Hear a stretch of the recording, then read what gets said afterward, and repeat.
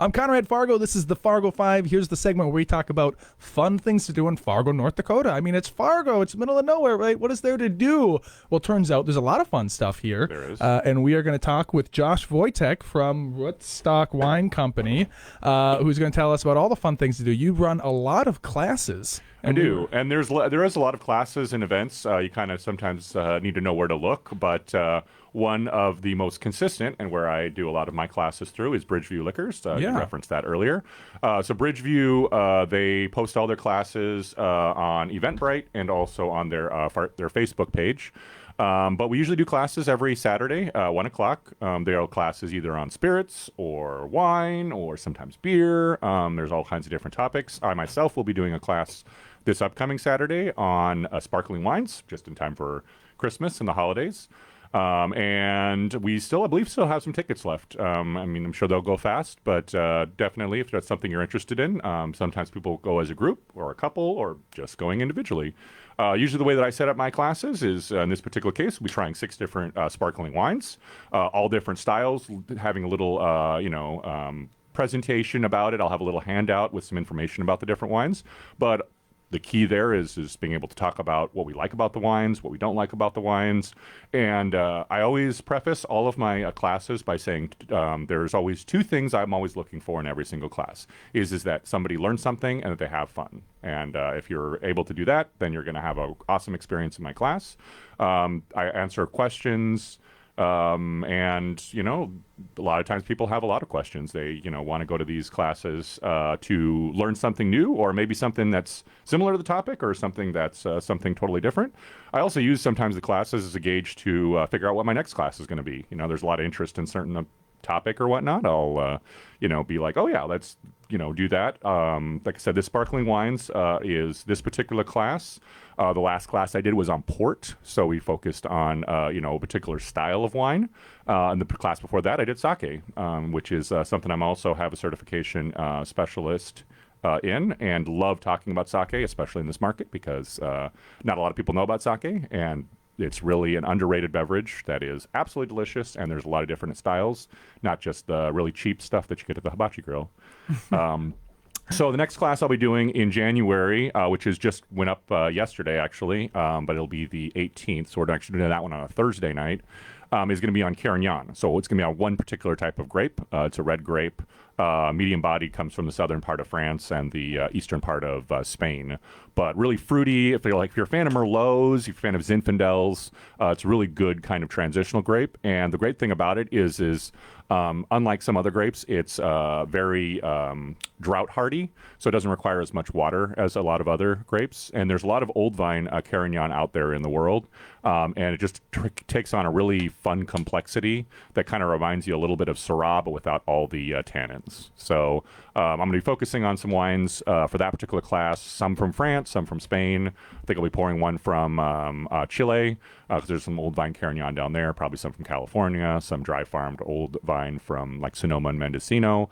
But I just get nerdy and excited about, I pick topics sometimes too that I want to learn more about, because I know I have to do some more studying when I do classes.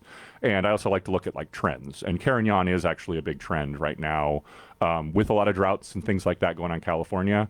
Carignan used to be a grape that was usually used in more bulk jug wine, planted in the Central Valley, but a lot of the stuff that's in Sonoma, Mendocino is dry farmed, like I said, in old vines, so those roots are way deep down into the water table.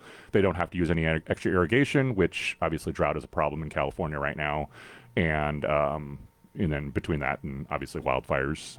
So it's a grape that we're starting to see a lot of comeback from, and I was actually just out in California for my brother's wedding.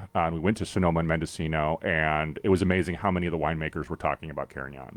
That was they were talking about that as becoming the new California grape, kind of replacing, because Cabernet is becoming so expensive, and there's a lot of value and a lot of complexity that you can get out of Carignan, especially old vine Carignan, that is underrated, and then price point wise it's going to be so much more reasonable, so you get much more bang for your buck, as opposed to these $100 Napa cabs that, hey, if you like that style, but it's not something you can break out for a Tuesday night or your average event. You maybe just save it for special occasions.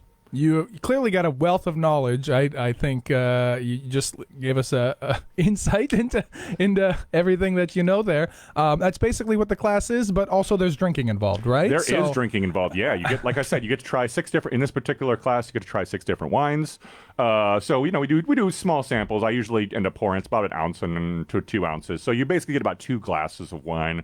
Although people like to revisit wine sometimes too. So, but you definitely get your experience, and then of course you get a discount on the wines if you want to purchase that. That includes both the wines that are tried that day or anything else within the store. And so it's not just wine classes that you guys do. You also do whiskey classes, and like you said, we're doing sparkling wine, and we've done mezcal, all kinds, and sake, which is another wine.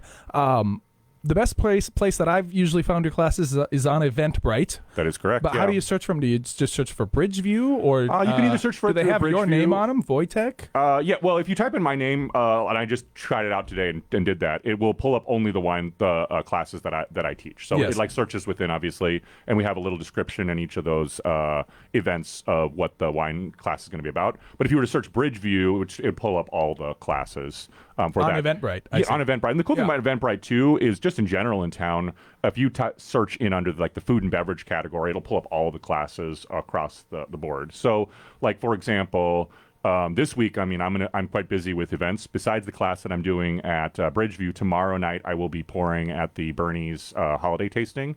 So I'll be between 5 and 8 over at Bernie's on University. So there's going to be like 100 different wines, whiskeys, beverages, cocktails, beer, all that sort of stuff at that event. So I do some of those like consumer tasting events. I do usually, Bridgeview does do a first Thursday tasting, and I will be pouring next month. I think it's January 4th. I'll be pouring a table, pouring 6 different wines. So that's a free event, that anyone can come to. Same thing with the Bernie's tasting tomorrow. And then I'm also teaching a class on sparkling wine over at Seven Sisters in DL on Thursday. I believe that class is all sold out. But like I said, the one at Bridgeview on Saturday, I believe there's still a few more tickets. And then coming up in January, I will be doing some events at like Luna. I'll be doing the Wine Not Wednesday. We'll be pouring some Austrian wines, which is, totally different, something for a lot of people haven't tried. And I'll also be doing probably an event, or we haven't posted it yet, but an event at the Grove down in Horace, and coffee and wine bar. And we'll probably be focusing on more like Argentina, Chile, some Spanish wines, like more kind of like something different than the California wine market, or even Italian or something like that. Wine is a very broad category. We are going to move to our next music break. 5 minutes go fast. They go very fast.